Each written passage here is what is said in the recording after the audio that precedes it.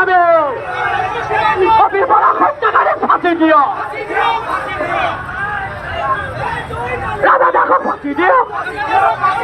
রাজা দিও বিফল হত্যাকারী ফাঁসি দিও আমার দাবি এই সংগ্রাম চলিছে আমার আপোনালোকে যাব লাগিব আমাক অংশ কৰি ধৰিব আমাক যাব লাগিব আমি শান্তিভাৱে কৈছো আপোনালোকক যাবলৈ দিবলৈ কৈছো ফাঁচি দিয়ক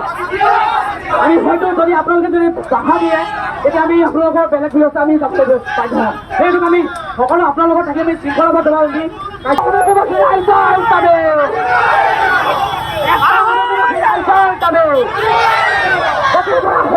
ফাঁচি দিয়ক ৰাজা ডাঙৰ ফাঁচি দিয়ক আচলতে উদয়পুৰ যুৱকজনে নিঃসংগভাৱে হত্যা কৰিছে আমি সেই কথা আমি আচলতে উদয়পুৰবাসী সমগ্ৰ ৰাইজ আমি গৰিহণা দিছো আৰু ইয়াৰ পৰাই আপোনাৰ চৰকাৰ প্ৰশাসনক এটাই কথা দাবী আমি জনাব বিচাৰিছো যে কোনো যে বয়সৰ গৰিহণালৈ তেওঁলোক বাছি আহিব নোৱাৰে এটা দেশৰো বিশাল অঞ্চলত তেনেধৰণৰ ব্যৱস্থা কৰক অন্যথা কিন্তু আমি কোনো পৰ্যন্ত আমি ক্ষান্ত নাথাকিম উদয়পুৰবাসী কোনো কাৰণত আমি ক্ষান্ত নাথাকিম আৰু ব্যৱস্থা কৰক অনাগত ভৱিষ্যতৰ যুৱ প্ৰজন্মই যাতে এনেকুৱা কাম কৰিবলৈ সাহস নকৰে আমি চৰকাৰ প্ৰশাসনক আমি দাবী জনাইছো আৰু যদি আমাৰ প্ৰতিবাদী মন্ত্ৰ যদি ৰুদ্ধ কৰিবলৈ বিচাৰে কিন্তু আমি ক্ষান্ত নাথাকিম আমি আপোনালোকৰ স্পষ্ট কথা ভাষা কৰি দিছো এই বয়সটো কম বুলি ল'ৰাকেইটাক এৰি দিলে নহ'ব নহয় সেই ল'ৰাটোতো তাক কিমান কম বয়সৰ একেটা সেয়াই তেওঁতো জীৱনটো গুচি গ'ল তেওঁতো বয়স বুলিতো এৰি দিলে নহ'ব আমাক তেওঁলোকক আমাক উচিত বিচাৰ লাগিবই আমাক আৰু ওলাই পিনে আকৌ বেলেগ এটা কৰিব আমাক আকৌ কাটিব তেওঁলোকক যদি এৰি দিয়াটো হয় আকৌ বেলেগ এজনক কৰিব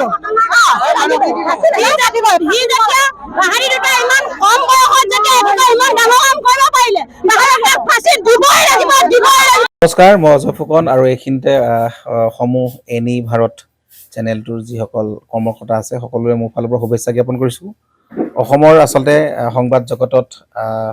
নতুনকৈ আচলতে এটি আত্মপ্ৰকাশ ঘটিছে আমাৰ নিউজ চেনেল এনি ভাৰত আৰু এনি ভাৰতৰ এটা খুব ধুনীয়া এটা অনুষ্ঠান হ'বলৈ গৈ আছে সকলোৱে জানে আমাৰ সকলোৰে মৰমৰ হাৰ্টথ্ৰব জুবিন গাৰ্গৰ গানে কি আনে আচলতে জুবিন দাৰ সেই গীতৰ আধাৰত আমাৰ হিৰুদাই লিখা সেই গীতটি গানে কি আনে এই গানে কি আনে নামৰ এটি তেওঁলোকে সাংগীতিক ৰিয়েলিটি শ্ব' কৰিবলৈ গৈ আছে আৰু 15 আগষ্টৰ পৰা গোটেই আৰম্ভ হ'ব প্ৰথম অডিশ্যন অসমৰ ধেমাজি জিলাত আৰম্ভ কৰিব গতিকে সমূহ যিসকল প্ৰতিভা আছে যিসকলে গান ভাল পায় যিসকলে তেওঁলোকৰ নিজৰ প্ৰতিভা আচলতে দেখুৱাব বিচাৰে এই ৰিয়েলিটি শ্ব'ত গানে কি আনে এই প্ৰতিযোগিতাত অংশগ্ৰহণ কৰক আৰু খুব ধুনীয়া আপোনালোকে সুবৰ্ণ সুযোগ লাভ কৰিব লগতে ইয়াতে পুৰস্কাৰ আছেই বিভিন্ন ধৰণৰ উপহাৰো আপোনালোকে লাভ কৰিব আৰু লগতে এগৰাকী প্ৰতিষ্ঠিত আচলতে এগৰাকী শিল্পী হিচাপে অসমৰ সাংস্কৃতিক জগতত আপোনালোক প্ৰতিষ্ঠা লাভ কৰিব গতিকে গোটেই অনুষ্ঠানটোলৈ মোৰ ফালৰ পৰা শুভকামনা থাকিল আৰু লগতে এই অনুষ্ঠানটোত আপোনালোকে অংশগ্ৰহণ কৰিব আমিও আছো আৰু সকলোকে আমি লগ পাম ধন্যবাদ